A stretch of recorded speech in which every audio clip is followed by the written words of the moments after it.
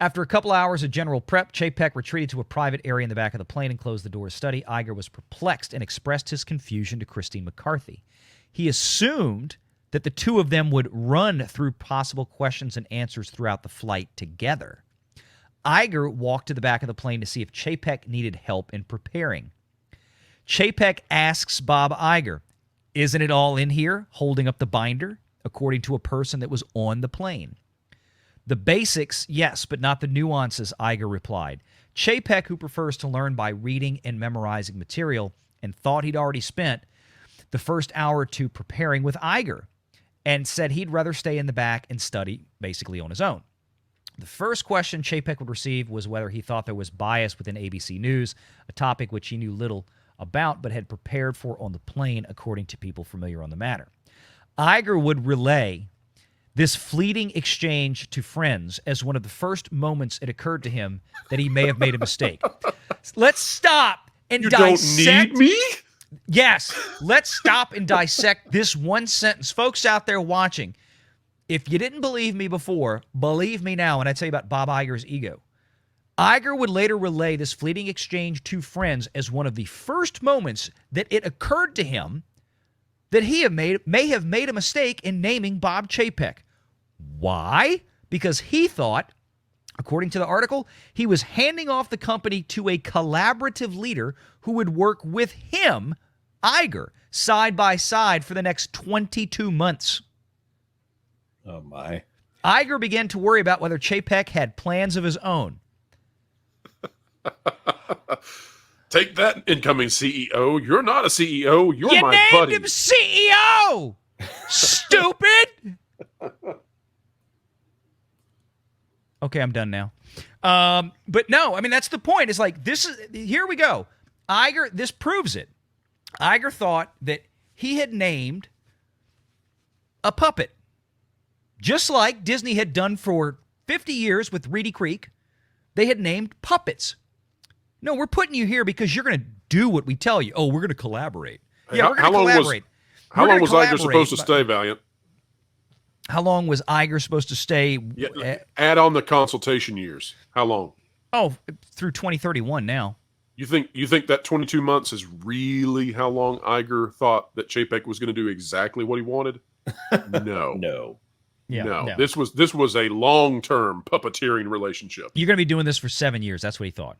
That's right. The 22 months that he was going to stay on as executive chairman, which again, granted, executive chairman, board of directors, hierarchical, structure, they are over the CEO. Yes. But they hire a CEO for a company to run the company, not to sit there and have to go to the board to get direction on every single thing. You hire a CEO at a company like this to bring in their own thoughts, their own ambitions to get the company moving in a right direction. A board sets a general goal, right? They step in on big picture items, but a CEO should be left to do their job. That's why you've put them there to begin with. Bob Iger was expecting that Chapek was going to turn around every day, every morning, I guess sit down with him and have coffee and ask him, "Well, Big Bob, what do I do today?" I mean, this is the attitude that this jackweasel had. And again, that moment right there, according to this, that's the first moment he said, "I may have made a mistake." We're talking about a month after Chapek took the job. And the first time that he says to him, it's the first time he says, "Can you please be quiet so I can look at this without you talking?" Yeah. I'd like to look at the data here, sir. I'm going to go to the other end of this plane, and if you can't take the hint, that means I would like for you to not talk to me. What does this article look like to whoever is going to be coming in to be the next CEO of the Walt Disney Company? This has to be a giant waving red flag to say, no, do not do it. Abort, or a great way to get a $20 million signing bonus and then another one for a quick exit from the company. They have to have something ironclad. Whoever takes this job has to have something ironclad for getting fired. Oh, that's why Chapek walked away with $20 million. Yeah. All the leadership comes across looking like absolute children in this. They look like middle schoolers. It gets worse. Look at this one. At some point amid the chaos, and this is when they started realizing that the whole coronavirus thing was going to be a real problem. At some point amid the chaos, Christine McCarthy, former chief financial officer, suggested to Bob Chapek that they do their first weekly CEO-CFO meeting. So Christine McCarthy and Bob Chapek, our weekly meeting, right? This is normal stuff. They were around the third agenda point on the meeting when Bob Iger snapped. It was disrespectful to conduct this meeting right in front of him, he complained curtly, according to a person familiar with the exchange. It was rare for Iger to show Chapek a side of himself that wasn't, quote, Disney nice, the term that many executives use for a corporate culture that emphasizes kind and respectful interactions. Chapek and McCarthy quietly finished their meeting, but Chapek told others after the flight, this was on the return flight home, he left with the distinct impression that Iger was having second thoughts about relinquishing the job he'd held for 15 years. So not only did Bob Iger get pissed off that the CEO of the company that they had put in charge, that Iger voluntarily put him in charge, was upset that he didn't want to spend another 2 hours after they had already spent 2 hours together going over meeting notes. He just wanted to sit there, let me absorb this myself. This is the best way that I can learn. That pissed Iger off. Then Iger gets pissed off that Chapek and McCarthy were doing the regular CEO-CFO meeting on the plane in front of Iger. Like, he was insulted because he wasn't a part of it. It's so bizarre. When I tell you this man's ego is enormous. I've been telling folks this for a year, 2 years. Everything in this article, right down the line, is everything that I've ever been saying. Pro, Jonas, y'all have ever been saying about this guy. This guy is just what he is. I mean, Well, he's an egomaniac. I love that this article says that Chapek wanted to study the binder to know what it was that he was supposed to say. He wanted to study it, so he goes to a quiet place to study. And it follows up that by saying, at some point amid the chaos. That is the segue from, hey, I'd really like to sit by myself for a moment and look at this. That's the chaos. That is the chaos. Yeah, it wasn't so much the coronavirus as it was that. It's the chaos is that he wanted to have a moment or two of silence, and Iger can't handle it. I just think about this in particular, the idea that the CFO and the CEO would talk and Iger wouldn't be just curious. I think what they had to be talking about was some kind of position that Iger put the company in, and Chapek, whether or not he realized it. Oh, that is a said great something point. that probably touched a nerve that That Iger is a had great constructed point. something, and Chapek was trying to unwind it. As you, Oh my gosh. as you look down here, there are a lot of Chapek era plans and ideas that seem to be what Iger is doing now. There's so much about what Chapek was starting to do that Iger is just picking up the slack and continuing to do it right now because it is what you have to do. You have a wartime consigliere and you have a peacetime consigliere. Right now, Bob Chapek is the wartime consigliere that needs to make all the hard choices, and they walked him out the door. Bob Chapek is the guy who could fix this company. Now, it might be that they needed to fire Bob Chapek and bring in another guy that's exactly like Bob Chapek to go undo things or whatever and be aggressive and not be popular for a little while. In fact, my assumption was that Chapek was a hatchet man.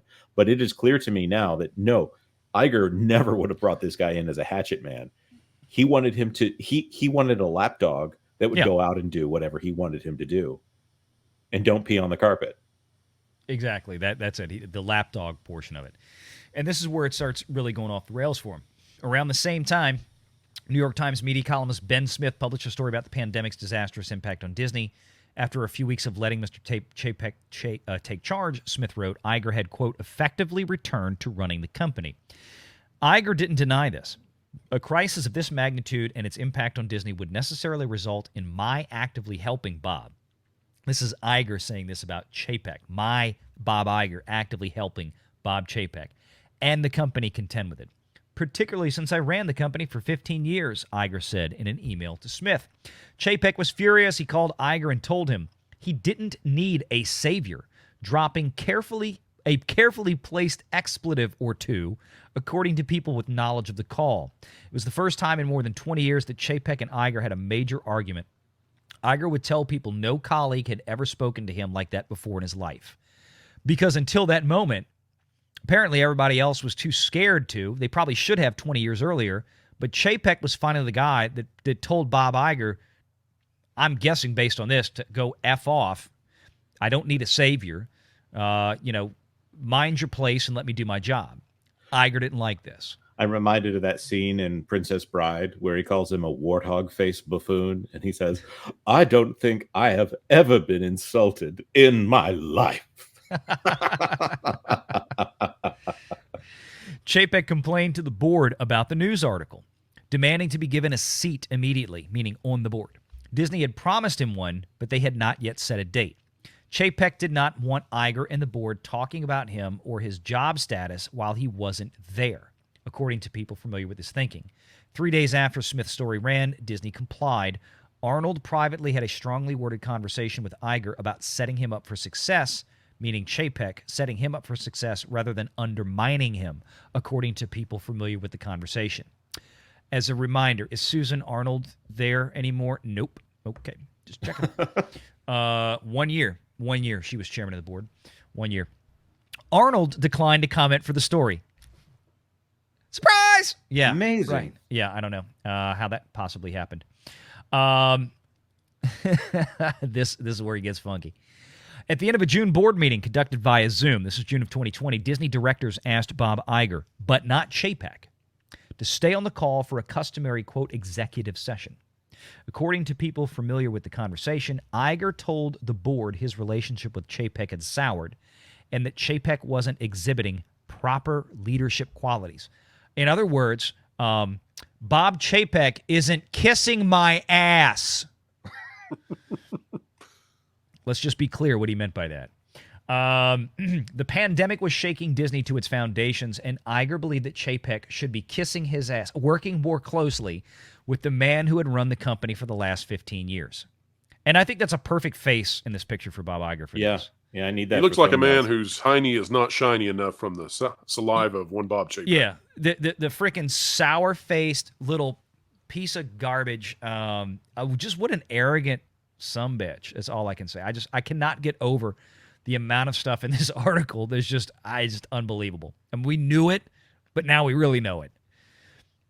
After the call, after Iger left the call, the board brought Chapek back in. Remember, this is after he had a board seat. Chapek back in and asked him if employees were aware of how bad things had gotten between him and Iger. Chapek said he didn't think so, but he knew Iger had been complaining about him to Disney confidants and Hollywood's executives and agents. Now, if you don't believe that, what else did Bob Iger do? Bob Iger sneaking behind people's back doing stuff like sending out tweets about certain Florida House bill pieces of legislation to undermine Bob Chapek? I told people when Bob Iger did that, back when it first started in early 2022, when that whole thing went down, and I said, Iger did this deliberately. He is doing this on purpose. And now, after this, all that stuff that happened inside Disney, the hostage video with Reimagine Tomorrow, all of that was Iger and his people. That was all Iger's making to shoot down Bob Chapek. This right here in this article, everything we've read and that paragraph right there, I'm sorry, in my mind, that absolutely proves it. Absolutely proves what his intentions were. Make sure you're subscribed to Valiant Renegade and join us every Sunday at 6 p.m. Eastern for the live show.